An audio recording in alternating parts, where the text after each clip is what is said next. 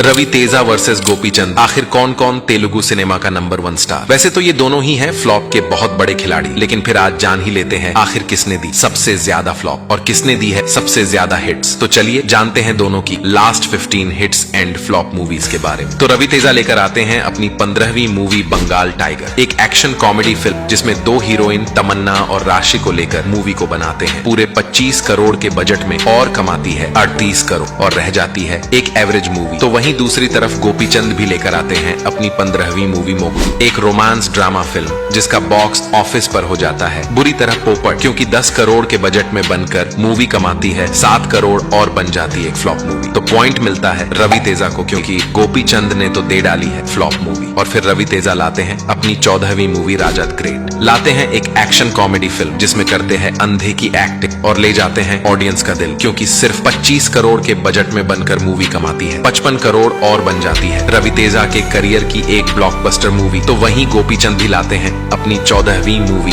साहसम, एक action adventure movie जिसमें गोपीचंद की एक्टिंग की थी सबसे तारीफ, लेकिन फिर भी मूवी तोड़ देती है दम, क्योंकि 30 करोड़ के बजट में बनकर मूवी कमाती है 25 करोड़ और बन जाती है फ्लॉप मूवी। तो पॉइंट मिलता है रवि तेजा को, क्योंकि उन्होंने दी है ब्लॉकबस्टर मूवी। और फिर रवि तेजा होकर खुश लेकर आते हैं अपनी 13वीं मूवी टच चेसी चूडू, जिसके बॉस ऑफिस पर आते ही उड़ जाते हैं तोते, क्योंकि 25 करोड़ के बजट में बनकर मूवी कमाती है सिर्फ 20 करोड़ और बनती है एक फ्लॉप मूवी। तो वहीं दूसरी तरफ गोपीचंद लाते हैं अपनी 13वीं मूवी लॉक्यम, एक एक्शन कॉमेडी फिल्म जिसमें राकुल प्रीत सिंह के साथ मिलकर मचा देते हैं धमाल, क्योंकि मात्र 15 करोड़ में बनकर मूवी कमा डालती है 50 करोड़ और बन जाती है गोपीचंद के करियर की एक ब्लॉकबस्टर मूवी। तो पॉइंट मिलता है गोपीचंद को, क्योंकि गोपीचंद ने दी है सबसे बड़ी ब्लॉकबस्टर मूवी। लेकिन फिर रवि तेजा लेकर आते हैं अपनी 12वीं मूवी नेला टिकट, एक और वहीं सैम जोनरा की एक्शन कॉमेडी फिल्म जो अपना बजट भी नहीं निकाल पाती है, क्योंकि 20 करोड़ के बजट में बनकर कमाती है 15 करोड़ और रह जाती है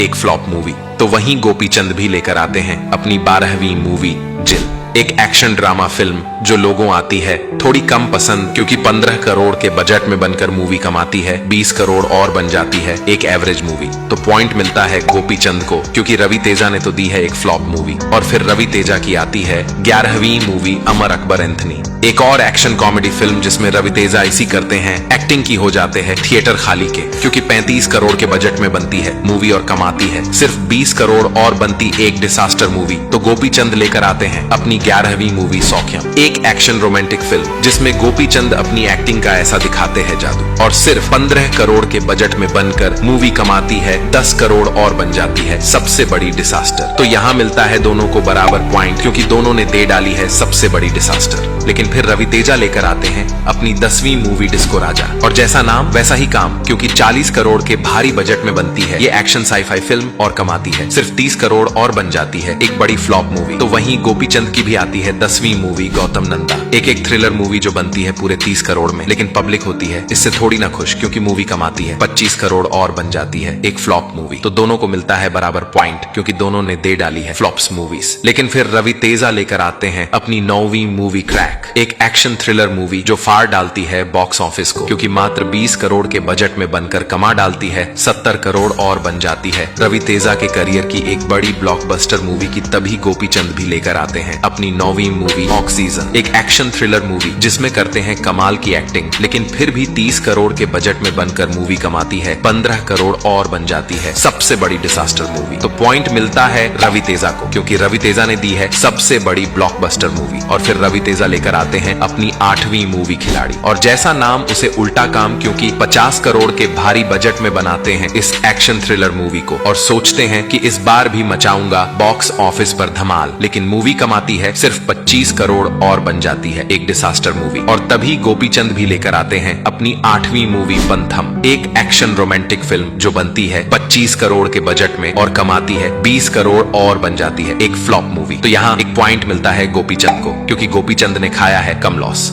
लेकिन फिर रवि तेजा की आती है 7वीं मूवी रामाराव ऑन ड्यूटी, एक और एक्शन थ्रिलर मूवी के साथ करते हैं वापसी, लेकिन मूवी औंधे मुंह जाकर गिरती है बॉक्स ऑफिस पर, क्योंकि 30 करोड़ के बजट में बनकर कमाती सिर्फ 10 करोड़ और बन जाती है रवि तेजा के करियर की सबसे बड़ी डिसास्टर मूवी। तो वहीं दूसरी तरफ गोपीचंद भी लेकर आते हैं अपनी 7वीं मूवी चाणक्य। एक एक्शन थ्रिलर फिल्म लाकर सोचते हैं कि इस बार तोड़ूंगा बॉक्स ऑफिस को, लेकिन 20 करोड़ के बजट में बनकर मूवी कमाती है 18 करोड़ और बनती है एक फ्लॉप मूवी। तो पॉइंट मिलता है गोपीचंद को, क्योंकि रवि तेजा ने तो दे डाली है सबसे बड़ी डिसास्टर मूवी, लेकिन फिर गुस्से ही गुस्से में रवि तेजा लेकर आते हैं अपनी 6ठी मूवी धमाका। एक एक्शन कॉमेडी फिल्म के साथ करते हैं वापसी और श्रीलीला के साथ मिलकर मचाते हैं धमाका, क्योंकि मात्र 35 करोड़ के बजट में बनकर मूवी कमाती है 110 करोड़ और बन जाती है एक ब्लॉकबस्टर मूवी। तो वहीं दूसरी तरफ गोपीचंद भी लेकर आते हैं अपनी 6ठी मूवी सीटी मार और छा जाते हैं बॉक्स ऑफिस पर, क्योंकि 25 करोड़ के बजट में बनाते हैं मूवी को और कमाती है 55 करोड़ और बन जाती है एक सुपरहिट मूवी। लेकिन पॉइंट मिलता है रवि तेजा को, क्योंकि उन्होंने दी है सबसे बड़ी ब्लॉकबस्टर मूवी। और फिर रवि तेजा की आती है 5वीं मूवी वॉल्टेयर वीरैया। चिरंजीवी के साथ मिलकर ऐसा करते हैं धमाका की लूट लेते हैं बॉक्स ऑफिस को, क्योंकि 125 करोड़ के बजट में बनाते हैं मूवी को और कमा डालती है 230 करोड़ और बन जाती है एक ब्लॉकबस्टर मूवी। तो वहीं दूसरी तरफ गोपीचंद की भी आती है 5वीं मूवी आरा दुगुला बुलेट, एक एक्शन रोमांटिक फिल्म जो बॉक्स ऑफिस पर गिरती है औंधे मुंह, क्योंकि 25 करोड़ के बजट में बनकर मूवी कमाती है 10 करोड़ और बन जाती है सबसे बड़ी डिजास्टर मूवी। तो पॉइंट मिलता है रवि तेजा को, क्योंकि रवि तेजा ने दे डाली सबसे बड़ी ब्लॉकबस्टर मूवी और रवि तेजा लेकर आते हैं अपनी 4थी मूवी रावणासुर। एक और एक्शन थ्रिलर फिल्म बनाकर सोचते हैं इस बार मारूंगा बाजी, लेकिन 50 करोड़ के बजट में बनकर मूवी कमाती है सिर्फ 25 करोड़ और बन जाती है एक डिसास्टर मूवी। तो वहीं गोपीचंद भी लेकर आते हैं अपनी 4थी मूवी पक्का कमर्शियल, एक और वही एक्शन कॉमेडी फिल्म जो बनती है मात्र 15 करोड़ के बजट में और कमाती है 12 करोड़ और बन जाती है एक फ्लॉप मूवी। तो पॉइंट मिलता है गोपीचंद को, क्योंकि गोपीचंद ने खाया है कम लॉस। लेकिन फिर रवि तेजा की आती है तीसरी मूवी टाइगर नागेश्वर राव। इस बार उठाते हैं बड़ा कदम और बनाते हैं एक पेन इंडिया मूवी जिसका बजट होता है 50 करोड़, लेकिन बॉक्स ऑफिस पर कमाती है सिर्फ 52 करोड़ और रह जाती है एक फ्लॉप मूवी। तो वहीं गोपीचंद की भी आती है तीसरी मूवी रामाबनम, एक एक्शन ड्रामा फिल्म जो बनती है 20 करोड़ में और कमाती है सिर्फ 15 करोड़ और बन जाती है एक फ्लॉप मूवी। तो दोनों को मिलता है बराबर पॉइंट, क्योंकि दोनों ने दे डाली इस बार फ्लॉप। और फिर रवि तेजा लेकर आते हैं अपनी दूसरी मूवी ईगल, एक और एक्शन थ्रिलर मूवी जो टेक देती है बॉक्स ऑफिस पर घुटने,